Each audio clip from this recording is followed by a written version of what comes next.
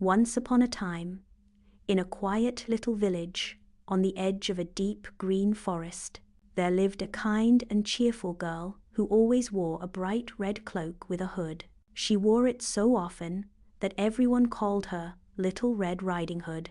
One morning, Mother packed a basket full of tasty treats, warm bread, jam, and a little pot of honey. "Take this to Grandma," her mother said. "She's not feeling well today. Stay on the path and don't talk to strangers." With a happy heart and the basket in her arms, Little Red Riding Hood set off into the woods. The birds chirping and butterflies fluttering around her. The sun peeked through the trees and the path twisted gently ahead. But someone was watching from the shadows. It was a sly, hungry wolf. When the wolf saw the little girl walking alone, he quietly followed behind. Soon, he stepped out of the trees and asked where she was going.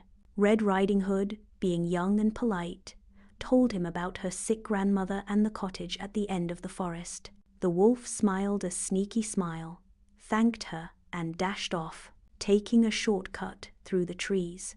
When he reached Grandma's cottage, the wolf knocked on the door.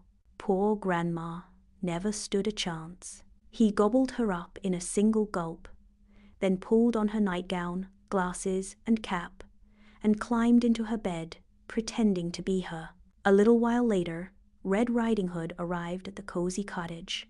She stepped inside quietly. Everything looked the same, but something didn't feel quite right. She walked over to the bed and looked closely. "My, what big eyes Grandma has," she thought. "And such big ears, and such big teeth." Suddenly, the wolf leapt out of bed with a terrible growl. But just as he was about to pounce, the door burst open. A kind woodcutter, who had been walking nearby, heard the commotion and came to help. He chased the wolf far into the forest, where he never bothered anyone again. The woodcutter helped Red Riding Hood find Grandma, who was safe and sound hiding in the cupboard. Red Riding Hood gave her the basket of goodies, and the two hugged tightly, happy to be safe and together again. From that day on, Little Red Riding Hood always remembered what her mother said: "Stay on the path and never talk to strangers," and they all lived happily ever after.